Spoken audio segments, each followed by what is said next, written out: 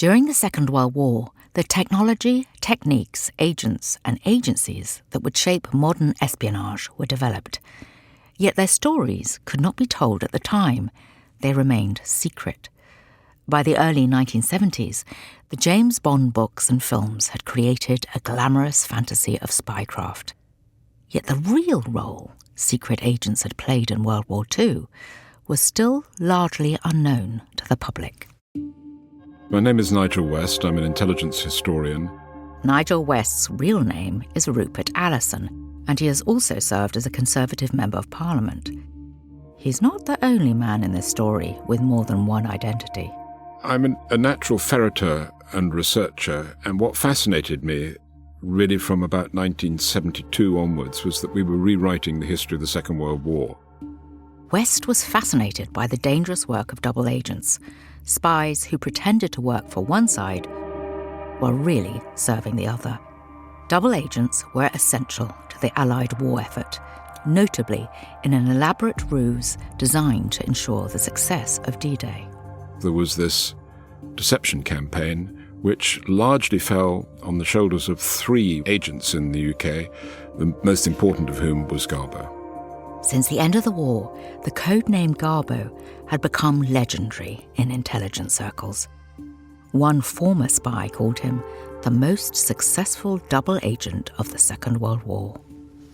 Back in 1972, little was known about the man who had been Garbo.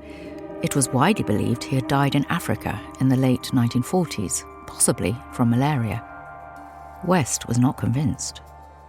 I always suspected that Garbo might be still alive because he was, after all, the greatest deceiver, perhaps, of all time.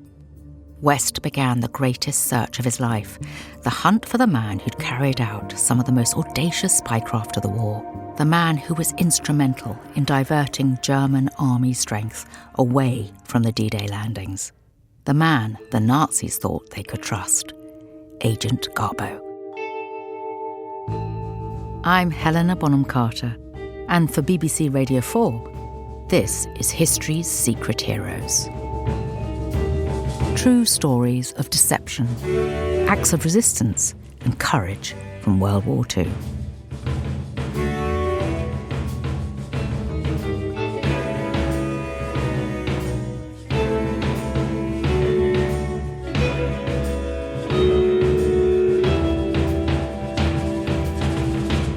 The mystery of Garbo. It took the better part of a decade before Nigel West received a crucial clue about the identity of Agent Garbo. While interviewing another double agent, he disclosed the name Garcia to me. Eventually, I tracked down a Secret Intelligence Service officer who was retired, put it to him that Garbo's true name was Garcia, and he corrected me. He said Pujol Garcia. And that was enough for me to hire a researcher in Barcelona to go through the telephone directory. Juan's surname was Pujol, his father's surname. Garcia may have been his mother's surname. In Spanish, your mother's surname is traditionally used after your father's on formal documents. Juan Pujol Garcia. But day to day, many people will use only their father's surname, Juan Pujol. West's researcher contacted hundreds of people with this name.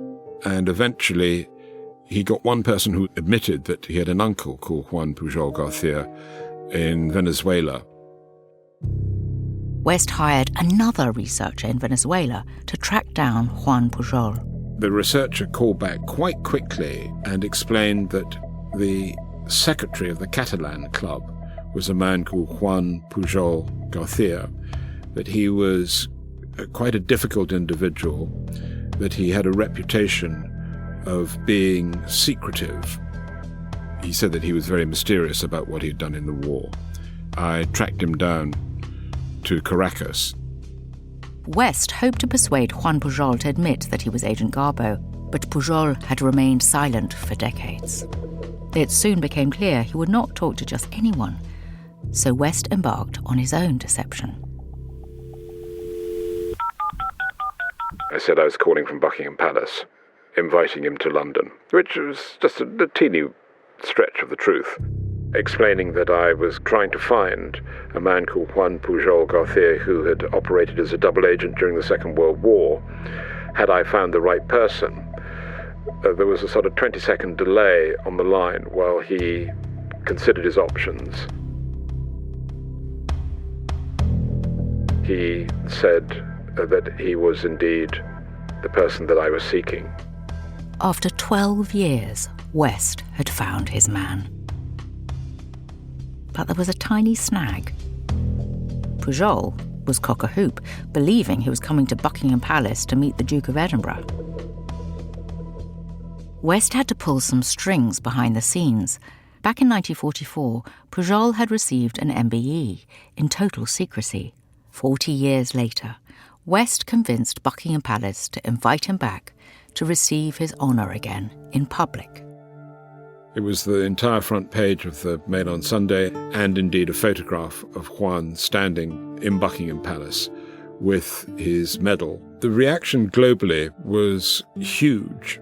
That weekend in Madrid, Maria Chrysler read a newspaper headline that sent a shock through her. They were talking about a man that had the same name as our father. The name on every front page and every news bulletin was Juan Pujol. He had been revealed as one of the greatest secret heroes of World War II. More astonishing still, he was alive. None of us could believe it. I thought, as well as my brothers, we all thought that he had died. And when he told my mother had to confirm and say, yes, actually it is your father. He's not dead. And he worked during World War II in London for the Allies. Maria Chrysler grew up in Spain, never knowing her father. Her parents, Araceli and Juan Pujol, were both Spanish. When she was born in 1947, they were living in Venezuela. Maria was only 3 months old when they separated. Araceli moved back to Spain, taking Maria and her older brothers with her. Juan Pujol stayed behind in Latin America. Some years later, while the children were still young, they were told they would never see him again. We all thought that my father was dead, that he had died in Angola of some kind of fevers. That's, I think, what our mother told us, but she only said it once and never again. As a child, Maria often wondered what sort of man her father had been. She tried to ask her mother. One time, I must say, I saw a picture of him in one of her cabinets. I asked her who he was, and she did tell me that it was my father, and that my eyes, I have green eyes, were very similar to his. Maria learned to respect her mother's silence and pain. She accepted that she would never know much about Juan Pujol, that is, until 3 decades later. After visiting London to receive his medal, Pujol returned to his birthplace of Barcelona. Maria travelled from Madrid to meet him there. Juan told Maria he had remarried in Caracas and had 3 more children, her half-siblings. They talked about his love of music and dancing. The strongest feeling I have is that when I met him, it's as if he'd always been my father. Just 3 years after reuniting with his daughter, though, Juan Pujol died. This time, there was no deception. Our relationship was short and intense. The one thing that I deeply regret is not having spoken or asked him about his deeds during World War II, because he had so many personal things to talk about, and also he didn't bring it up. After Juan's death, Maria gradually pieced a story together from declassified documents and from her father's own memoir, which he co-wrote with Nigel West. Juan was born in Barcelona. He was reasonably well educated, and he managed a chicken farm just outside the city. But his great motivation in life was his experience during the Spanish Civil War. In 1936, a coup aimed at overthrowing Spain's Republican government began the Spanish Civil War. Juan Pujol was 24 years old, and Barcelona would soon become a battlefield. Over the course of the conflict, he would serve, reluctantly, he claimed, on both the Republican and nationalist sides. When the nationalist leader, General Francisco Franco, declared himself victorious in 1939, Europe was on the brink of a Second World War. Juan Pujol had drawn one essential lesson from his own war experience. My father was totally against all kinds of extremism. He never wanted to fire a gun. He wanted to help fight Nazism because in Spain, Franco, as a dictator, had won the war, and I think he knew what was coming. Franco had received strong support from Hitler and Mussolini during the Civil War. Both dictators now hoped he would join them as a natural ally of the Nazis and fascists. So soon after its own civil war, though, Spain was battered and bruised. Franco declined to enter another war. Yet as the march of the Axis powers continued in Europe, Juan Pujol could not remain neutral. Pujol still had no desire to pick up a gun. Instead, in 1941, aged 29, he walked into the British Embassy in Madrid and demanded an interview. He was ready to offer his services as a spy. There was just one problem. Pujol knew enough about spies to know that you shouldn't really tell anyone that you are one. That spoils the whole thing. And so Pujol was passed around a series of minor British officials, refusing to tell any of them what he actually wanted to do. Eventually, the officials had enough of this game and sent the eccentric Catalan on his way. After he'd been thrown out of the British Embassy by our great British diplomatic corps, he went straight round to the German embassy and did the same thing, volunteered to them, said he was an admirer of Herr Hitler, because he'd calculated the best way that he could help the Allies was to somehow ingratiate himself with the Germans. This time, Pujol prepared. He studied and memorized Nazi propaganda. When he was granted a meeting with a German agent, he parroted all of their rhetoric straight back to them. He soon convinced the Germans of two things. One, that he was a passionate Nazi sympathiser. Two, that he was able to travel to London on official business. Both were lies. Instead, he travelled to Lisbon in Portugal. There, he was able to manufacture a fake diplomatic visa.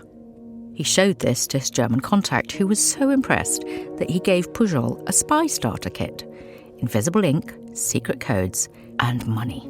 Pujol started to send coded letters to Berlin, reporting that he was now in Britain. He provided what appeared to be extensive information about British troop movements. When he wrote these letters, Pujol was in fact still in Lisbon. Yet the Nazis, hungry for any information, bought his story completely. As Maria eventually learned from her father's memoir, Pujol followed a time-honoured tradition: fake it till you make it. He would find all the guidebooks he could possibly find from London, maps. He would spread it on the table and just made it up through his own imagination. He didn't even speak English. Pujol's early reports were full of errors. He claimed that London was so hot in summer that foreign diplomats would all move to Brighton. He reported at length about the Navy practicing landing craft manoeuvres on Lake Windermere, which is landlocked and cannot be reached from the sea. The Germans didn't pick up on these clues, partly because, of course, they were inclined to believe him. They wanted to believe in him. The Nazis gave Pujol his first codename, Arabelle. Soon, his lies grew more ambitious. During the siege of Malta, when Germany and Italy were attacking the British base on that island, he reported that there was a British convoy of 5 ships sailing from Liverpool to the western Mediterranean. Malta at that stage was a British submarine base and very important for protecting the supply routes to North Africa. The Nazis swallowed Pujol's report whole. And the Germans therefore assembled a large air fleet and a naval fleet and deployed this into the western Mediterranean in order to prevent this convoy from getting anywhere near Malta. Well, of course, the convoy didn't exist. The Germans had diverted these huge resources for a non-existent threat. Back in London, the German action sent shockwaves through British intelligence. In a complete coincidence, a British convoy really had left Liverpool for Malta. It comprised a different number of ships and left on a different date than Pujol had imagined. Yet the British Military Intelligence Service, MI5, and the Secret Intelligence Service, SIS, also known as MI6, thought there must be a German spy at large in Britain. Of all the people in the world, British intelligence could hardly have imagined that the man they were looking for was a Catalan living in Lisbon, who had never been to the United Kingdom and just wanted to help. The woman who connected these very distant dots was Maria's mother, Pujol's wife. That if it hadn't been for my mother, he probably wouldn't have been able to work with MI5. Juan Pujol and Araceli González married in 1940. When he travelled to Lisbon, she went with him. She was extremely outgoing, very lively, very social, and through my mother, she had the strength and the courage to go to the American embassy and spoke with the cultural attaché and told him that the spy that the British were looking for was her husband. Araceli presented enough evidence that the Americans believed her. They contacted British intelligence, who were astonished. The man who had misinformed the Nazis about the Malta convoy was not a German spy in Britain. He was a Catalan in Lisbon. The Secret Intelligence Service interviewed Pujol in Lisbon. He was able to answer all their questions correctly. He had a record of all the messages that he had sent to the Germans, and this material persuaded SIS that he was not only a dangerous fabricator, but he was somebody that could be trusted. The British smuggled Pujol out of Portugal. He arrived in Plymouth, England, in April 1942. MI5 took over handling Pujol. They posted him to London and gave him a cover job at the BBC. MI5 also felt that Pujol could do with a new codename. He had first been codenamed Bovril by the Secret Intelligence Service. He was brought to England by MI5, and his case officer was a Spaniard called Thomas Harris, who felt that Juan was the best actor in the world, and that was why he chose the codename Garbo. After Greta Garbo, known first for her silent roles, and ever after for her mystery.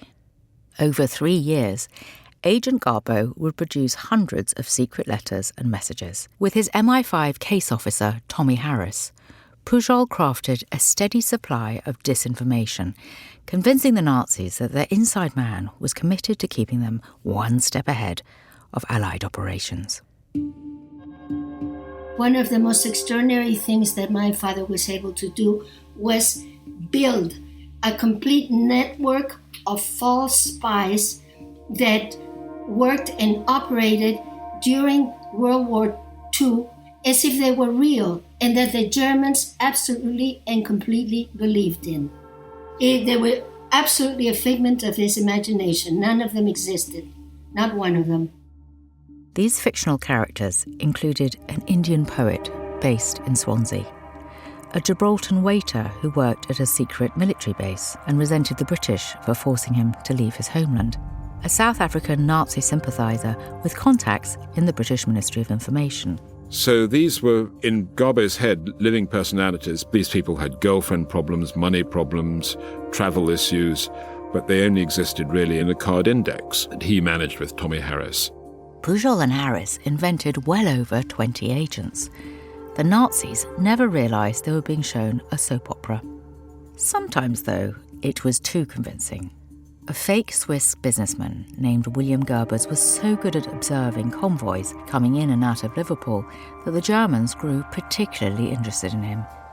So Pujol decided that Gerbers must pay the ultimate price for his service. And a death notice was put into the Liverpool evening newspaper, and the cutting was sent by Garbo back to his German controllers, who sent a letter of condolence to Mrs. Gerbers about her husband's sudden death and offered her a pension, which Garbo accepted. It was easy enough to kill off a man who never existed, but Garbo had to pay careful attention to his own cover story. In order to prove that he had real access to Allied secrets, he had to send a certain amount of genuine intelligence to the Nazis. but he usually arranged for it to arrive just a little too late to be useful. In January 1944, the Germans informed Pujol that they believed the Allies were planning an invasion of the European mainland. MI5 knew they must act quickly. Pujol was perfectly positioned to deceive the Nazis about the location of the invasion that would become D-Day. The Allies called this disinformation campaign Operation Fortitude. The objective was to convince the Nazis that the main target of the invasion would not be the beaches of Normandy, but 150 miles northeast at the Pas-de-Calais. Fortitude required the invention of an entire fake American army of 150,000 men under the command of General George Patton, poised to invade Calais. Pujol told the Nazis that every spy in his network was now focused on the invasion. By the beginning of June 1944, D-Day was imminent. Despite Pujol's disinformation, the Nazis suspected there would be at least some kind of assault on Normandy. So the Allies decided on a bold move. Under the command of General Eisenhower, Allied naval forces, supported by strong air forces, began landing Allied armies this morning on the northern coast of France. Just a few hours before the landings on the evening of the 5th of June, Garbo sent a message to the Nazis, telling them to expect an urgent message after 3 o'clock in the morning.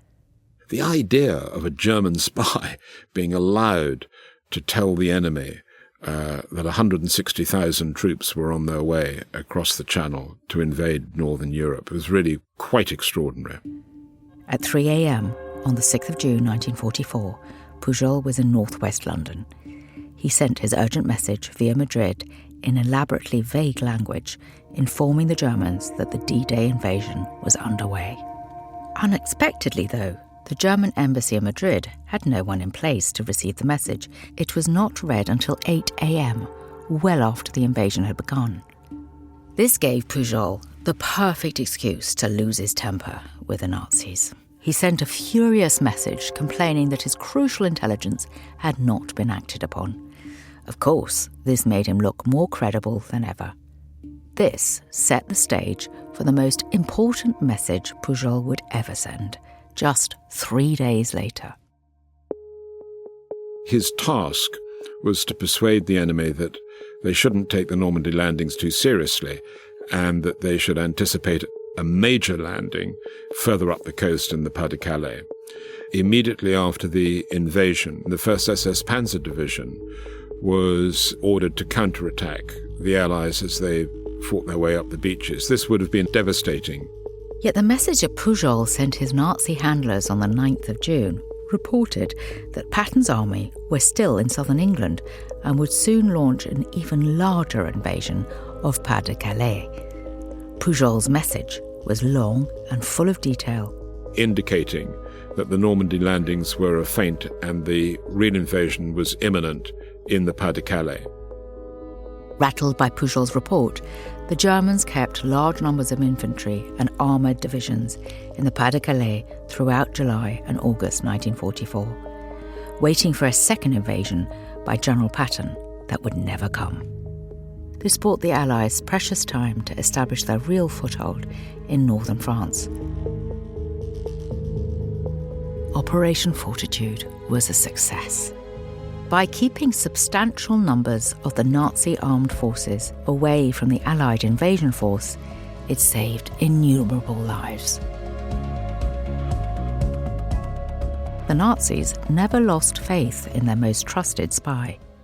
In July 1944, Pujol was given a military honour for his contribution to the battlefield. Hitler really awarded him the Iron Cross, which obviously he was never able to receive. So that goes to show you how much he believed in him up until, his very last moments. Agent Garbo and his fake network continued to provide disinformation to the Nazis until the end of the war in 1945. After victory, though, Pujol decided it was time to retire. He'd been through 2 wars. He'd suffered a lot. I'm sure that he didn't want to be a spy anymore. Pujol accepted a payout from the British government and went to start a new life in Latin America with Araceli. They had 3 children together before separating just after the youngest, Maria, was born. Then Araceli took the children back to Spain, and soon enough she was sent the cover story that Juan Pujol was dead. I know that for many years it was a matter of protection, it was a matter of security. The MI5 sent false information saying that he had died, and our mother never said a word to us about him. And then we later found out that they had been in touch, writing letters to each other. He lived a very simple, anonymous life. It must have been very difficult also for him not to be able to speak to anybody about it. Juan Pujol had never sought the slightest recognition for his work. After his identity was revealed in 1984, though, he agreed to go with Nigel West to the World War II battle sites in Normandy. In the fields of graves and memorials to the fallen, for the first time in his life, people saw Juan Pujol for who he actually was.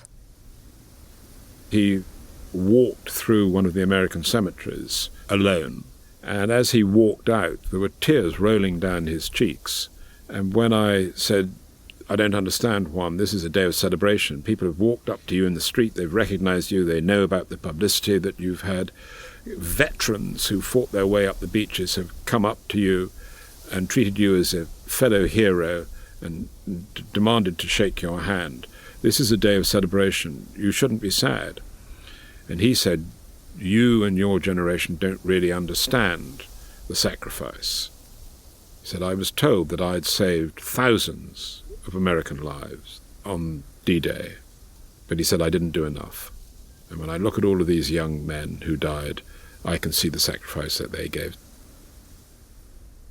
Without the audacious double-agent campaign of Juan Pujol Garcia, whether he was called Bovril or Arabelle or Garbo or his own name, the Allied invasion of France might have taken a very different course. And yet, as Maria felt when she met him, he remained the humblest of men. He was extremely successful, I must say, or I have to say. Well, and I feel sort of shy saying something like that, but he saved so many lives that that's the most important thing of all. Next time on History's Secret Heroes, a young Polish woman named Bela Hazan goes undercover. She went to the local employment office and applied for a position, did an interview, and they said, "We have the perfect placement for you. You can work for the Gestapo." Bela Hazan and the Jewish resistance.